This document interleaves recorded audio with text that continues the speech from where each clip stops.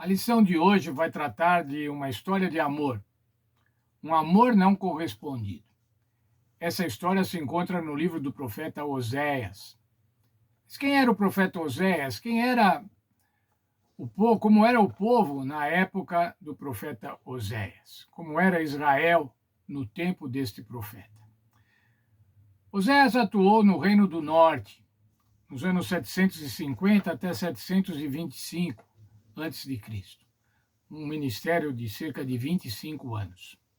A condição política de Israel naquela época era desesperadora.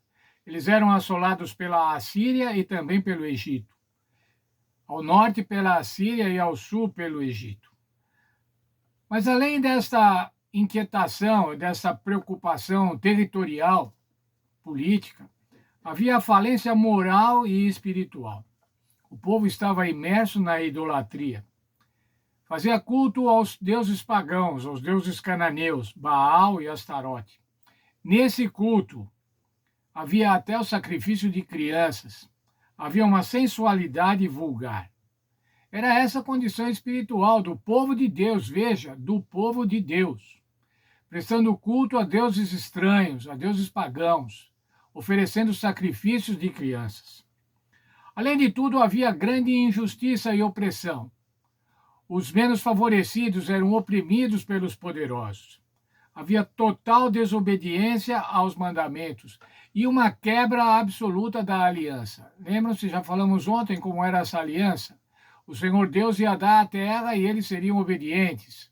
Bem, o Senhor Deus já tinha dado a terra e eles agora estavam recorrentemente sendo desobedientes. O que aconteceu em 722, portanto, 3 anos após o término do ministério de Oséias, a Assíria invadiu o Reino do Norte, ocupou e tomou conta do Reino do Norte, confirmando as profecias. Bem, mas o Senhor tinha planos através do profeta de advertir esse povo infiel. Como fazer isso? Veja lá um texto da nossa lição. Um dos exemplos mais marcantes do amor de Deus pela humanidade decaída é encontrado na história de Oséias. Começa lá em Oséias 1, no verso 2. Oséias e sua esposa infiel deviam servir de exemplos vivos do amor de Deus por seu povo, apesar da infidelidade e da prostituição espiritual de Israel. Essa é uma história do amor generoso de Deus, concedido a quem não o merece. Apesar da fidelidade de Deus, o povo se rebelou contra ele repetidas vezes. Por isso, as Escrituras descrevem repetidamente o Senhor como um parceiro cheio de amor não correspondido e traído pelo cônjuge. Ele sempre amou seu povo de maneira perfeita e fiel, mas muitas vezes o desprezaram, escolhendo adorar outros deuses. Isso o entristecia, parecendo romper o relacionamento de forma irreparável. A infidelidade a Deus agora ia ser ilustrada pela infidelidade conjugal da esposa do profeta Oséias. Verso 2 de Oséias 1. Oséias devia casar-se com uma prostituta. A esposa representava Israel e o marido representava a Deus. Veja, uma esposa infiel, uma esposa que se prostituía. Isso era visível quando Oséias tomou como mulher uma prostituta. O povo podia ver isso, mas isso era uma ilustração. O Senhor queria deixar uma vívida ilustração de como era o relacionamento de Israel, a esposa infiel, a esposa que se prostituía com Deus, com o marido Deus. O casamento em crise. Mas no final do livro de Oséias, a gente vê a restauração do casamento.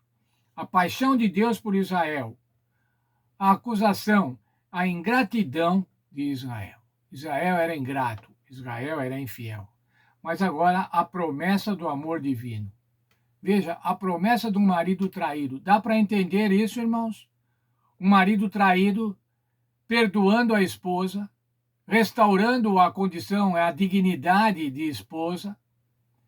Vejamos Oséias no capítulo 14, o último capítulo do livro de Oséias, dos versos 1 a 4.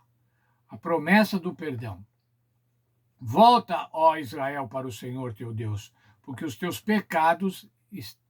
pelos teus pecados estás caído.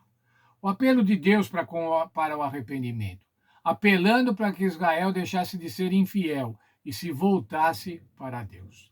Tende convosco palavras de arrependimento e convertei-vos ao Senhor.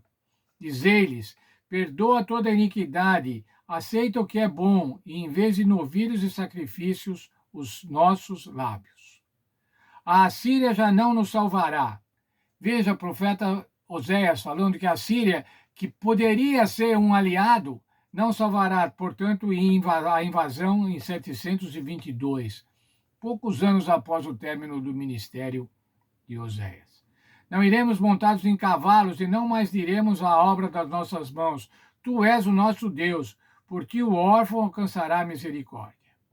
Ele falando assim, não vai ser por conta do que fazemos, é que nós vamos dizer, este é o nosso Deus.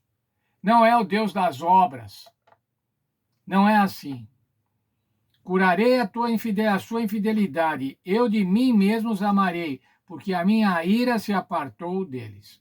O que é que o Senhor estava falando assim? Eu de mim mesmo. Eu vou amar vocês generosamente, voluntariamente, de boa vontade. Vamos ver ainda outro parágrafo da nossa lição.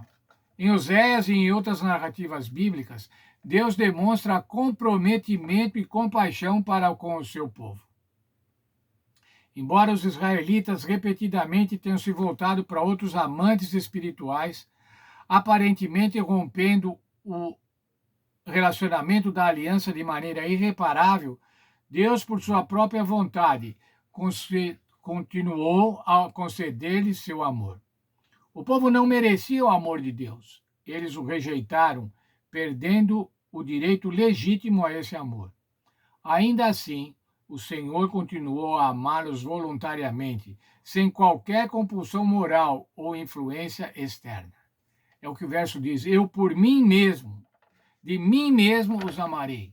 Deus não estava sendo pressionado por ninguém, Deus não estava sendo pressionado pelas circunstâncias, mas ele tinha o desejo de amar a esse povo que não merecia, a esse povo que se prostituía. Em Oséias 14, em outras passagens, as Escrituras revelam o amor generoso de Deus. Já pensou, você que é casado, seja a esposa, ou seja o marido, perdoar e restaurar um relacionamento rompido por causa da infidelidade conjugal e por causa de reiteradas vezes a infidelidade conjugal? Era o que o Senhor Jesus, o Senhor Deus, estava querendo ilustrar agora com o casamento de Oséias. Era o que vinha acontecendo. Veja, na lição de ontem nós estudamos um evento com Moisés, 1500 anos antes de Cristo, portanto 750 anos antes do profeta Oséias, mas o povo ia recorrentemente sendo infiel a Deus, e Deus recorrentemente apresentando o seu amor, o seu perdão e o seu resgate. Como é que nós tratamos a Deus hoje? Somos infiéis a Deus? Somos de vez em quando infiéis a Deus? De vez em quando nos prostituímos espiritualmente? Sabe, irmãos, que o Senhor está sempre pronto para nos perdoar, para restaurar o nosso relacionamento, para restaurar o nosso casamento com Ele. Mas isso depende de nós. Nós devemos querer. O Senhor propõe, nós podemos aceitar ou não. Que Deus nos abençoe e que a gente realmente corresponda ao amor de Deus. Corresponda ao amor de Deus de que maneira? Amando a Deus, amando o nosso semelhante, guardando os mandamentos de Deus, honrando essa relação que o Senhor assemelha a uma relação conjugal. Não existe uma relação mais íntima, irmãos. Não existe um relacionamento mais íntimo entre seres humanos do que o relacionamento conjugal. E é esse relacionamento pleno, total, que o Senhor Deus quer ter com cada um de nós. Que Deus nos abençoe, que nós sejamos recíprocos ao amor de Deus, que nós honremos este casamento que o Senhor propõe. ser o marido da igreja, o marido dos seus filhos aqui na terra.